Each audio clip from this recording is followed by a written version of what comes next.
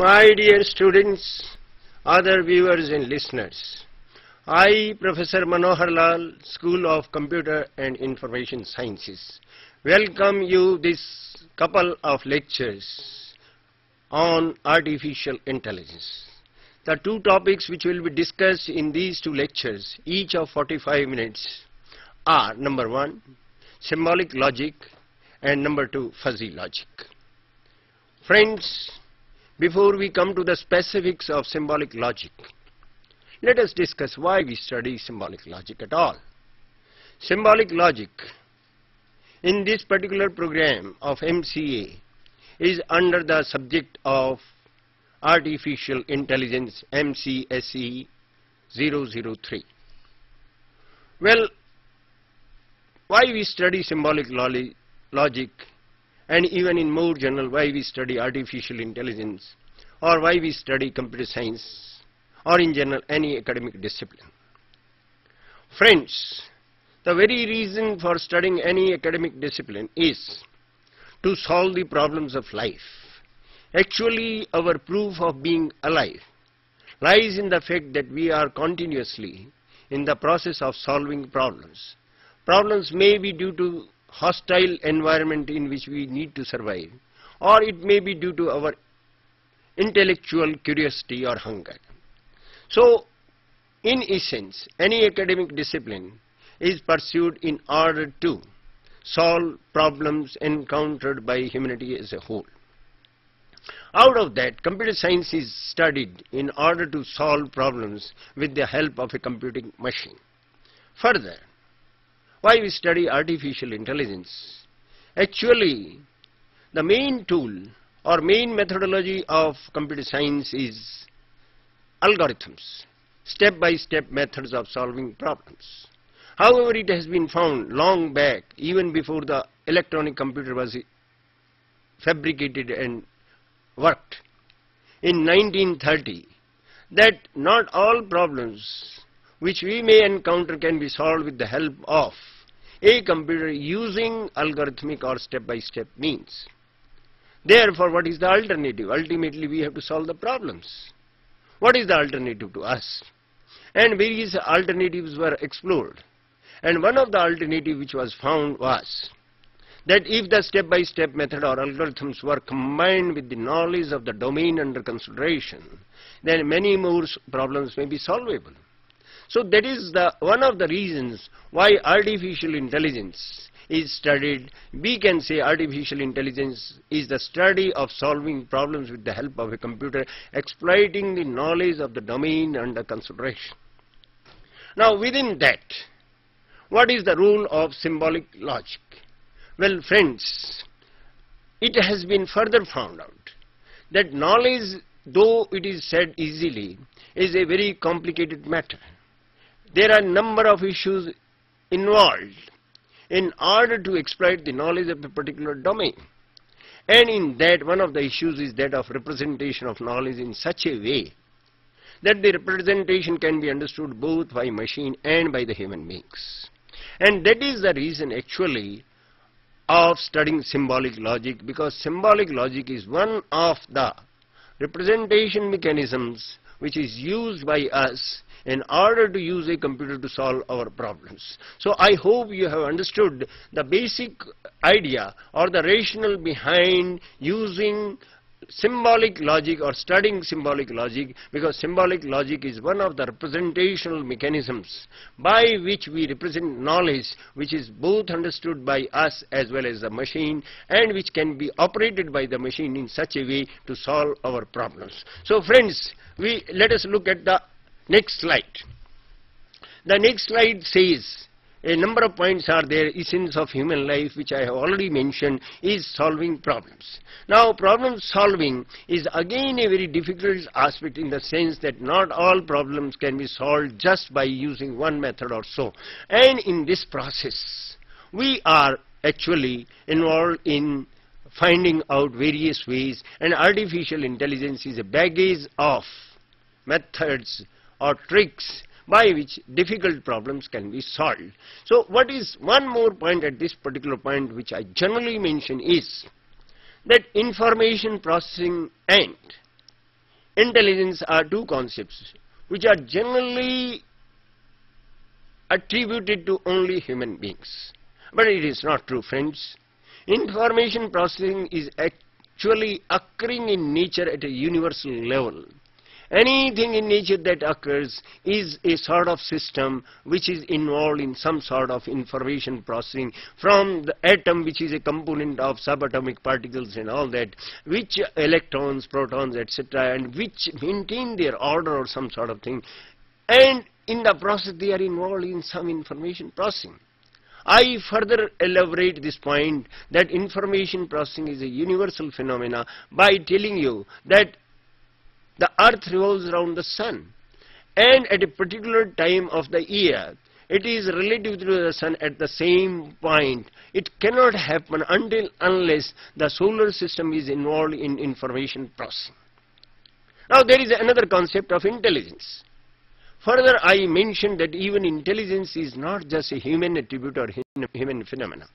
Even intelligence is a bigger phenomena involving human beings, of course, but it is not as universal as information processing. Intelligence actually is connected with survival, problem solving. That is, intelligence is an attribute of living entities. This is how we may distinguish between living and non-living entities. That is, the living entities are involved in intelligent information processing, whereas other entities, that is non-living entities, are involved in mere information processing, which is not intelligent. I repeat, intelligence is an attribute of all living entities, and all living entities use intelligence in order to survive in the hostile environment around it. Now then, what is artificial intelligence? The word artificial is used before this, rather it is a misnomer also, but anyway, briefly I mentioned that mainly whatever is intelligence we understand by, that is the basic attribute of intelligence is to solve problems in order to survive.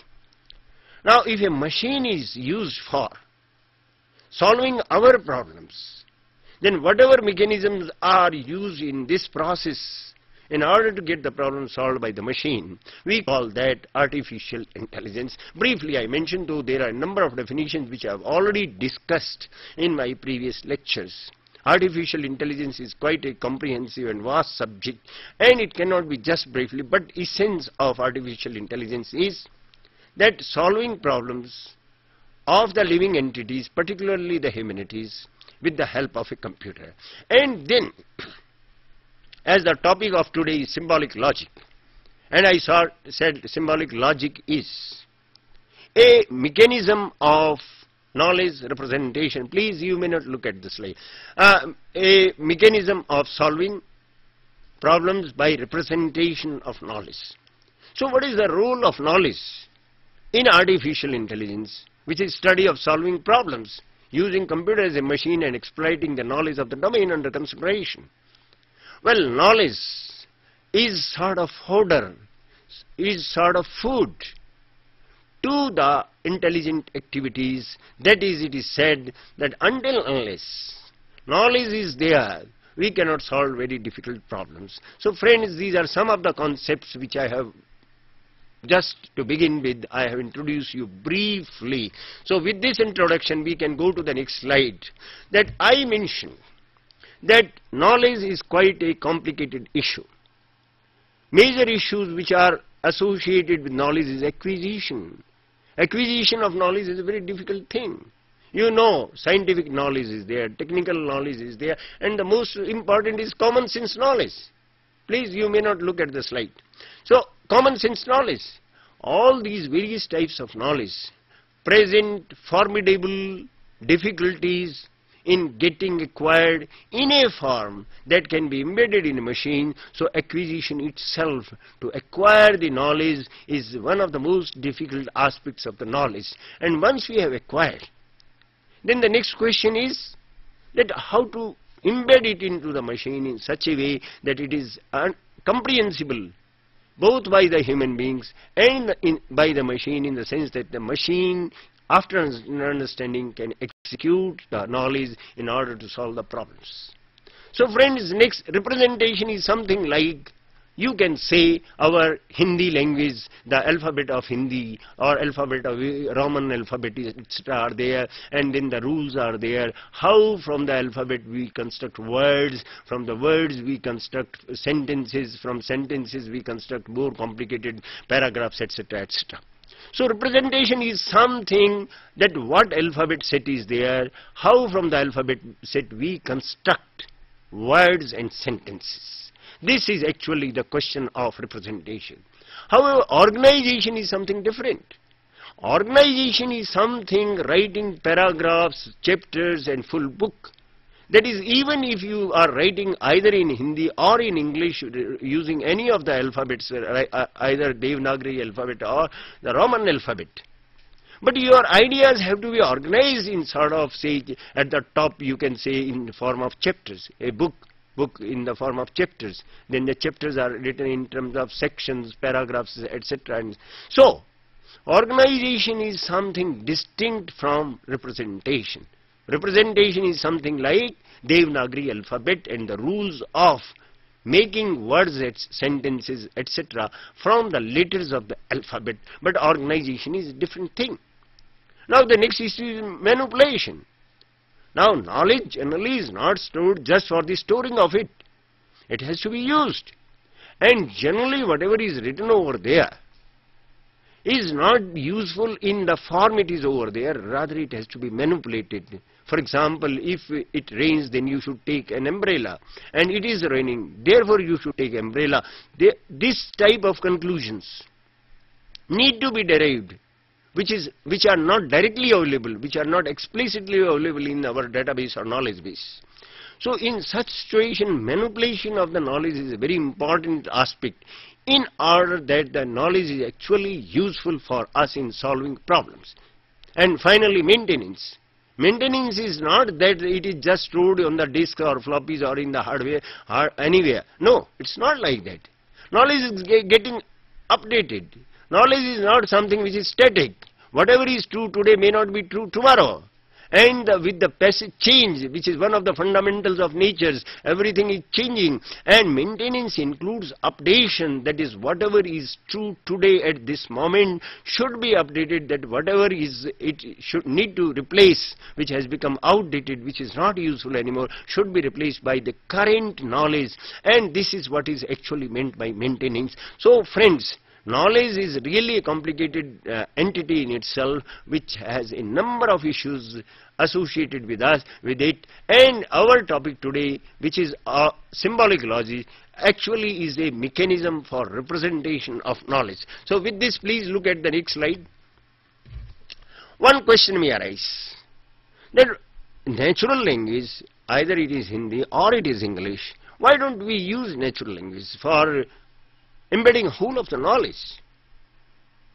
Actually, we know there are a number of problems with the natural languages as representation for knowledge.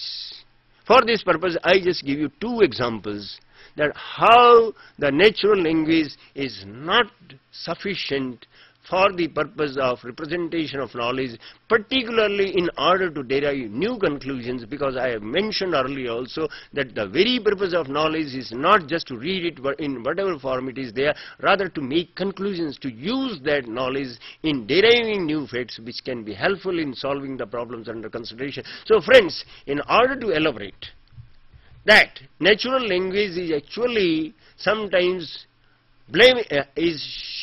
has a number of shortcomings, because of which natural language cannot be used as a representation for knowledge, particularly in context of computers, to solve our problems. Please look at the next slide.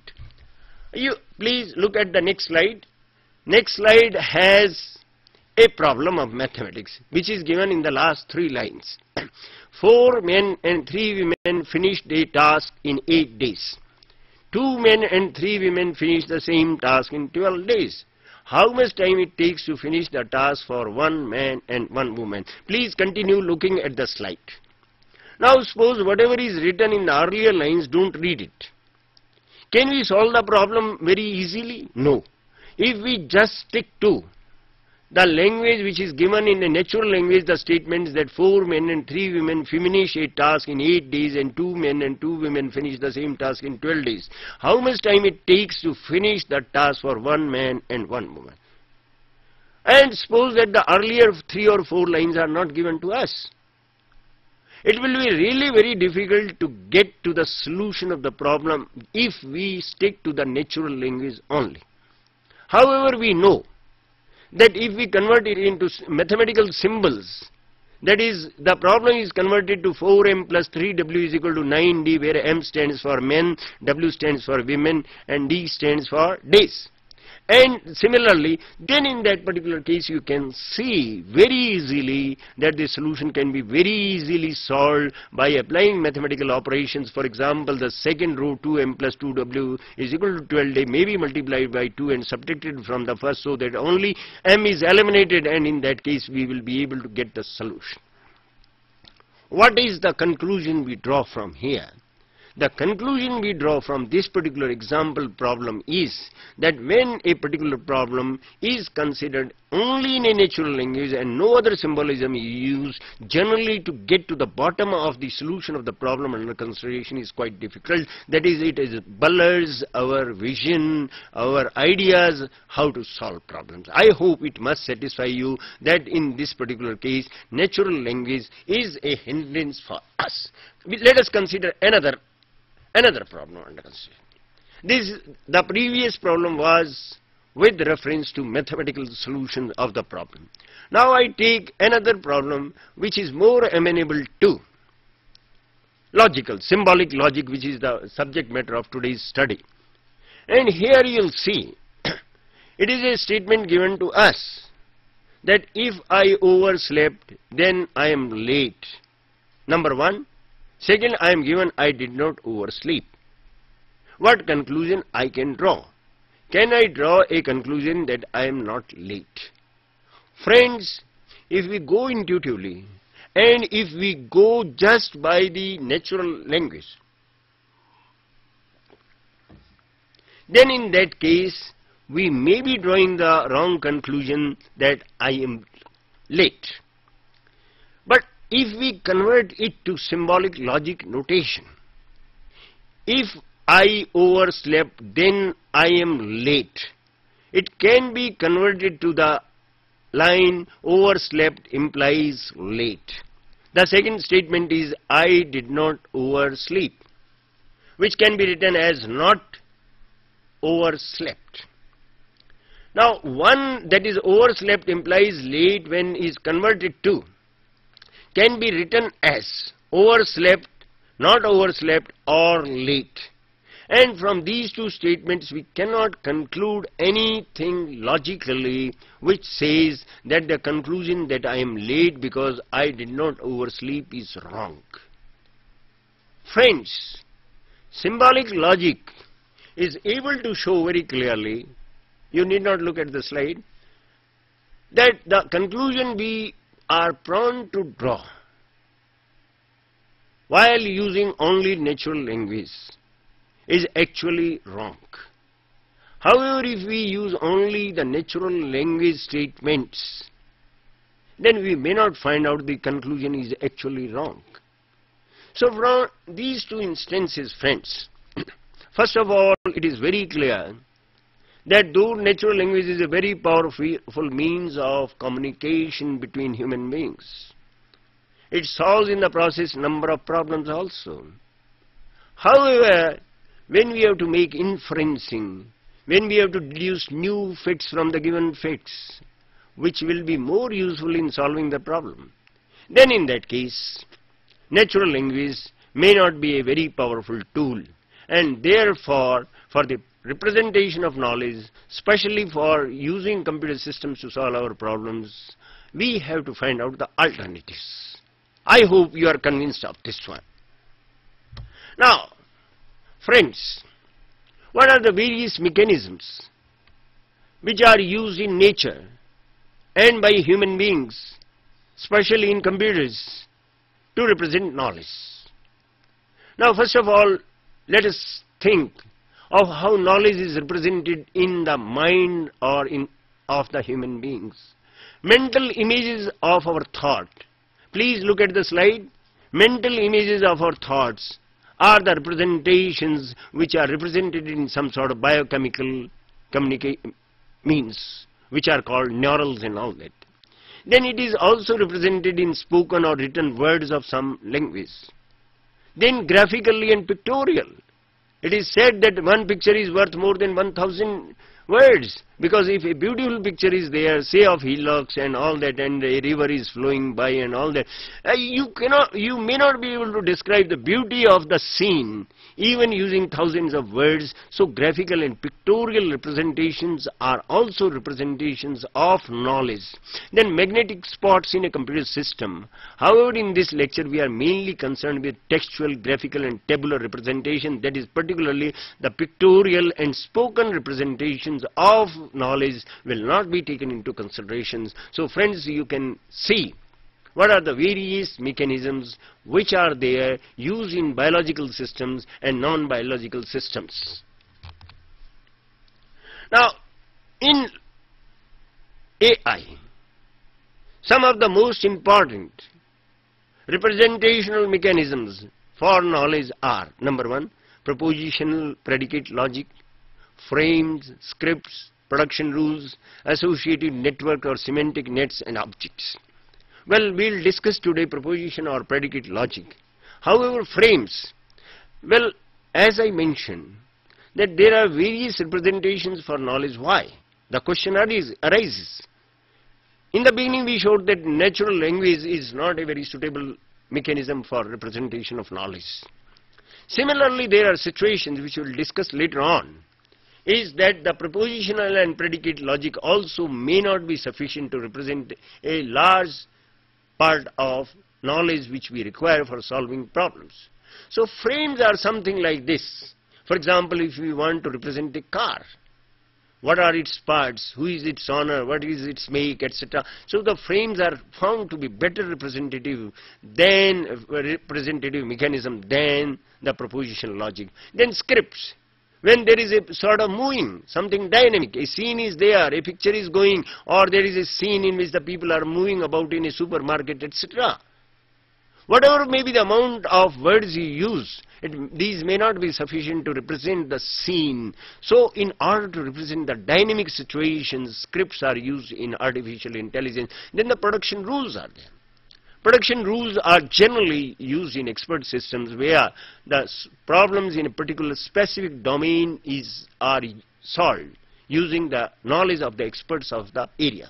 Similarly, associative networks, etc. and objects are nowadays object-oriented programming, and all these are very important. I need not discuss into details. But once again, looking from the slide, a few of the representations which are used in artificial intelligence are propositional predicate logic, frames are there, scripts are there, production rules, associative networks, and objects.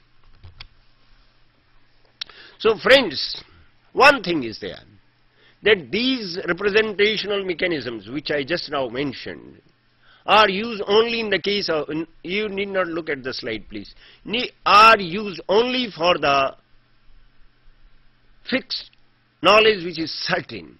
However, in our everyday life, we come across situations in which the knowledge is uncertain. Whatever is said may not be very certain. I believe an American is more honest than an Indian. It is just a belief.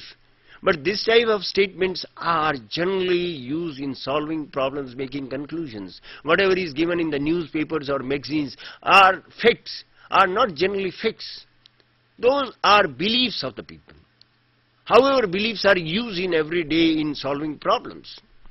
Sometimes the solutions may not be very good, but beliefs form the basis of the conclusions we draw in our everyday lives to solve problems. And in order to make computer system as a tool in solving our problems, even the beliefs have to be embedded into the machine. And for those, we need different representational mechanisms. So friends, at present I just only mention that whatever the representational mechanisms which I enumerated earlier are mainly for certain knowledge. However, for uncertain knowledge we will be using different mechanisms which will be topic of talk in the second lecture, that is fuzzy logic and all that. Now please look at the slides. Whatever I said for representing uncertain knowledge, the above representations are further extended to incorporate fuzzy, statistical or epistemic uncertainties, etc., which we will be talking in our second lecture.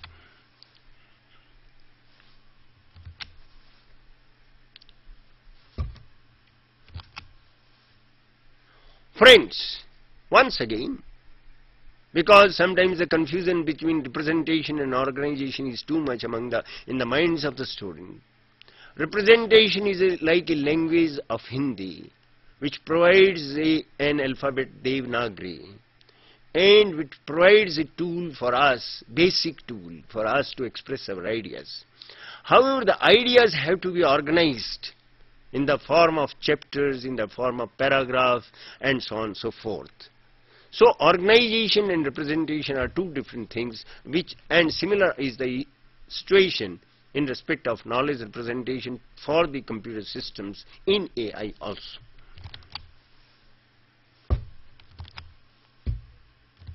Now, in the very beginning I mentioned, we are going to discuss propositional and predicate calculus or logic as a mechanism for representing knowledge in order to solve problems with the help of a computer. Friends, we have already studied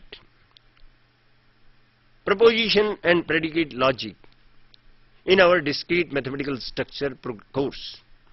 So here basic purpose is to give a sketch and then to tell how to use propositional and predicate logic or calculus in solving problems. So we will not give the fine details of the structure of statements, etc. in propositional and predicate logic. Rather we will just scan it and then go to how to use these representations in solving problems. So friends, just to begin with, please look at the slides. Snow is white. Now either it may be true or it may be false. Sun rises in the north. It is raining now. These all three sentences have a truth value associated with it.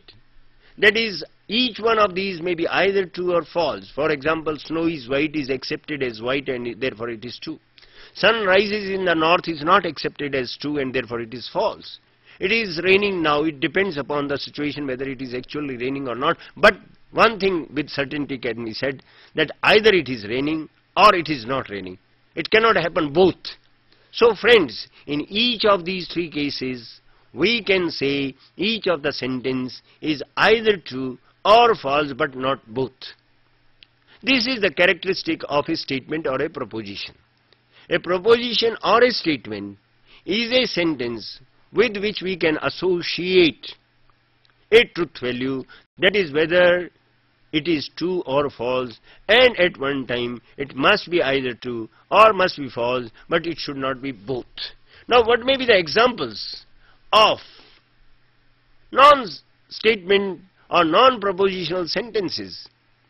Because when we are sentences, it is only those sentences which can be said to be either true or false. This means there must be other sentences also for which this cannot be said.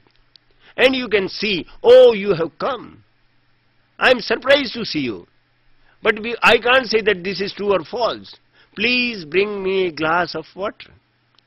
Now what does this mean?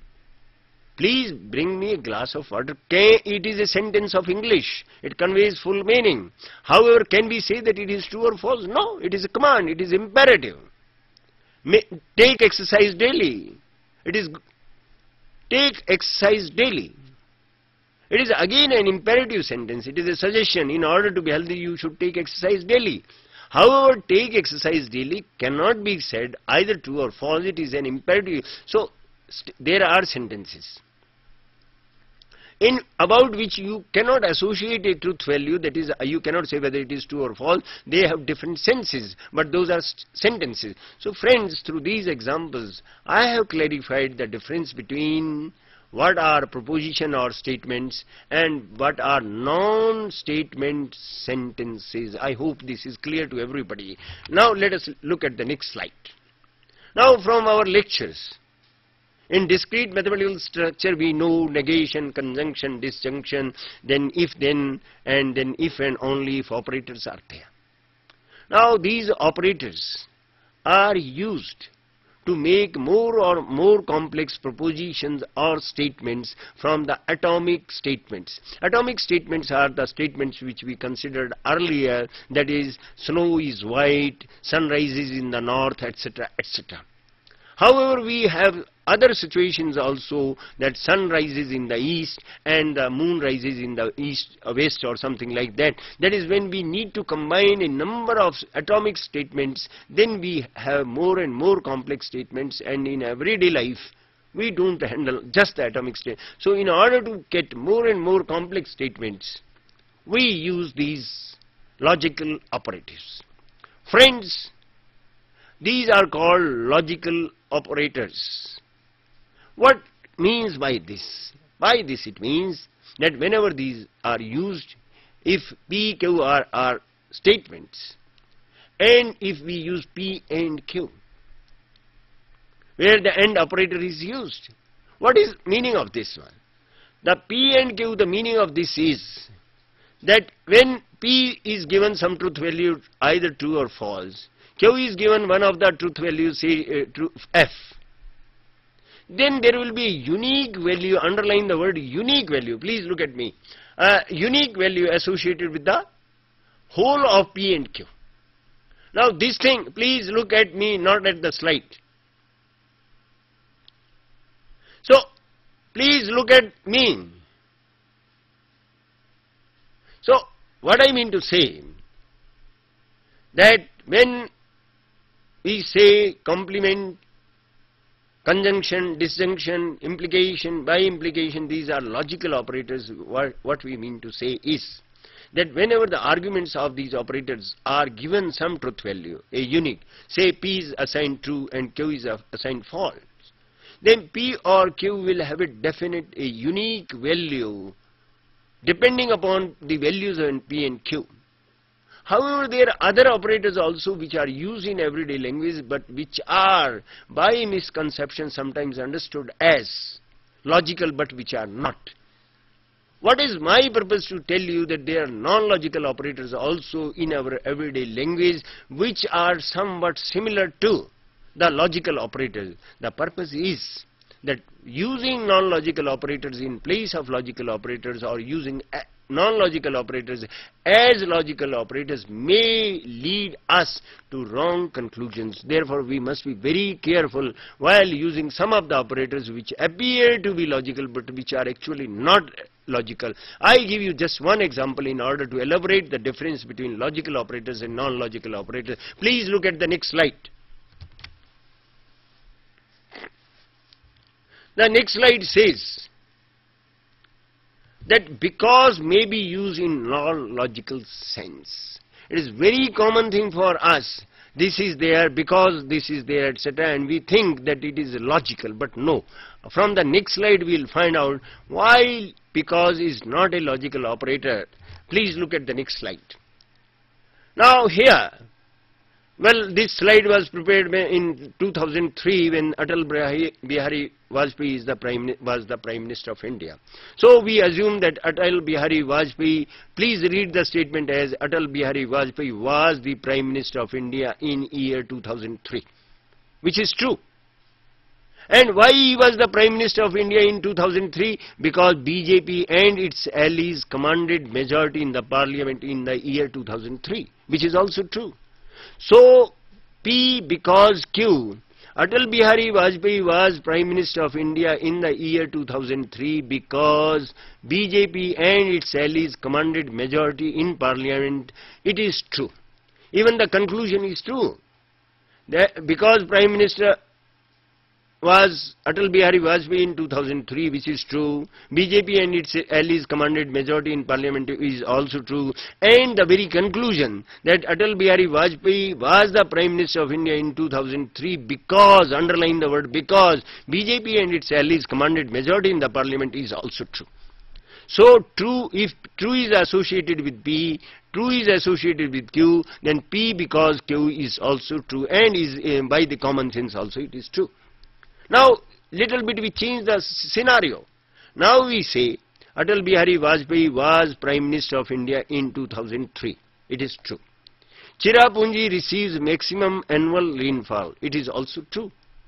But saying that Atal Bihari Vajpayee was Prime Minister of India in 2003 because Cherrapunji receives maximum annual rainfall is wrong. It is rather laughable. That is, saying that a particular person was Prime Minister because Cherrapunji receives maximum annual rainfall is false. So, but why this mistake has happened? The mistake has happened because the word BECAUSE is being used as a logical operator. Because true leads to false in the second case and true leads to true in the first case, this means that because cannot be used as a logical operator. Once again, friends, I tell you, what is the very purpose of elaborating the difference between logical operators and non-logical operators is that in our everyday language, many times because is used in a logical sense and many times because is used in non-logical sense. What is this? That is the strength of a natural language. A natural language may associate a number of meanings with the same word. And that is a deficiency of natural language also, as I will elaborate later on also. So what I mean to say, the same word because is logical in some cases and non-logical in the other cases. Therefore, when the word because is used, rather whenever we are making a deductive argument, in that case we should not use the logical operator because. Instead of, their equivalents must be used. This is one lesson which we have learnt.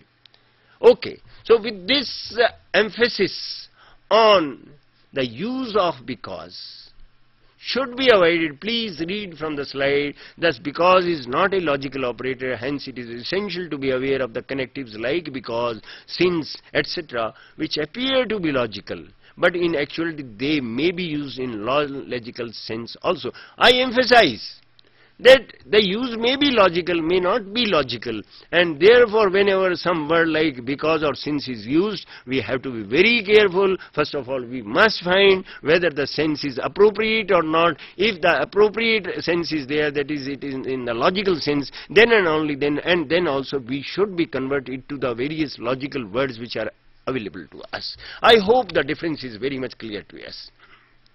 Now friends, as I mentioned, that in order to use knowledge, in order to solve problems, we will have to have some inferencing mechanisms. What an inferencing mechanism means? An inferencing mechanism is something like this, that we are given some statements, and on the basis of those statements, we conclude some new statements. Is a very everyday phenomena with us. In everyday life, whenever we are talking even for 5 minutes, we will be using some statement and then we will be saying that this happens and therefore this also should happen. It is a common phenomenon. However, when we are talking in everyday life, some of the conclusions which we derive may not be actually true, despite the fact that all the facts which we are using as given to us, that which are called premises. Even if all the premises are true, the conclusion may not be true when we are talking in everyday life.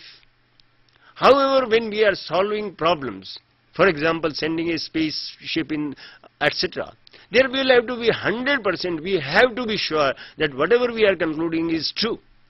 So in such situation, what sort of inferencing mechanism? I told you inferencing mechanism is nothing else but to conclude new facts from the given facts which are implicit in the given facts but are not explicit.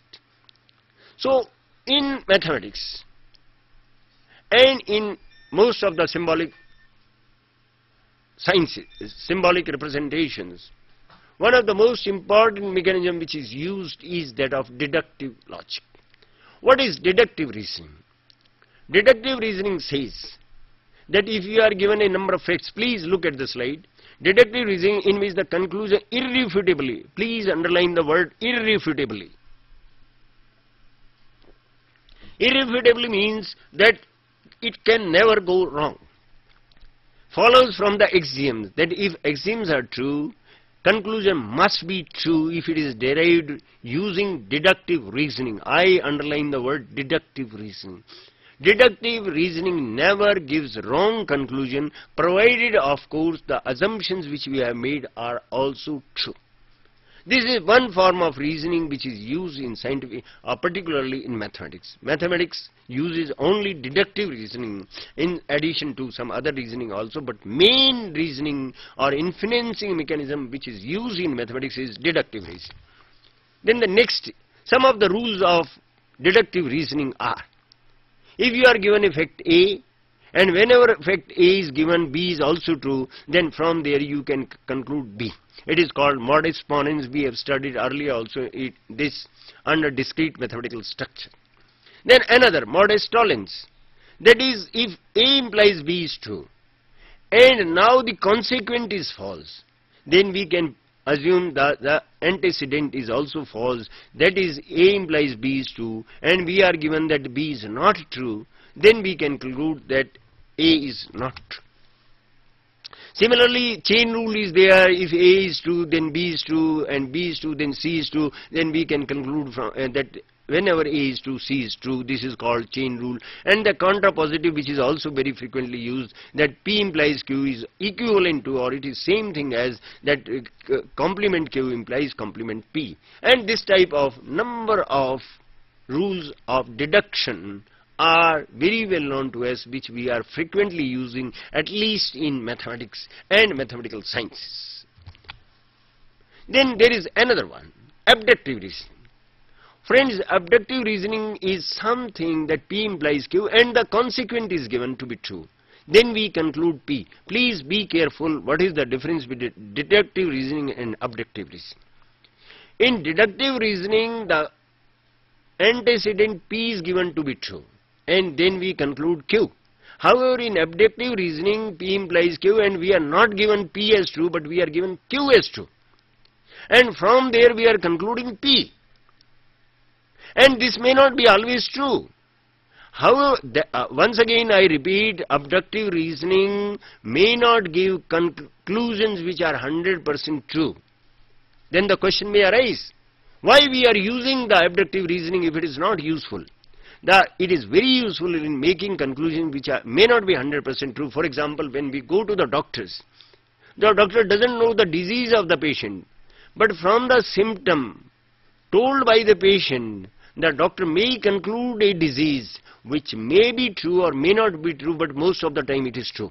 So this type of reasoning which a doctor uses in concluding a particular disease from the symptoms of the disease is a sort of abductive reasoning, and in this case, as you know, even the doctor may not be 100% true, but most of the time the doctor is true or doctor is correct. So what I mean to say that the abductive reasoning is different from deductive reasoning in the sense that the conclusions drawn from abductive reasoning may not be 100% correct, but it is quite useful in the sense that we can make whatever conclusions are made from abductive reasoning are quite useful, like in the situation when there is something wrong with our AC, then the mechanic comes and from the symptoms he or she is able to conclude that what is the problem with the AC. So friends, with this I have introduced you to two forms of reasoning, deductive reasoning and abductive reasoning. In symbolic logic we use only deductive reasoning. I hope you must have understood the essence of symbolic logic. In the next lecture we'll continue with something similar. Thank you very much.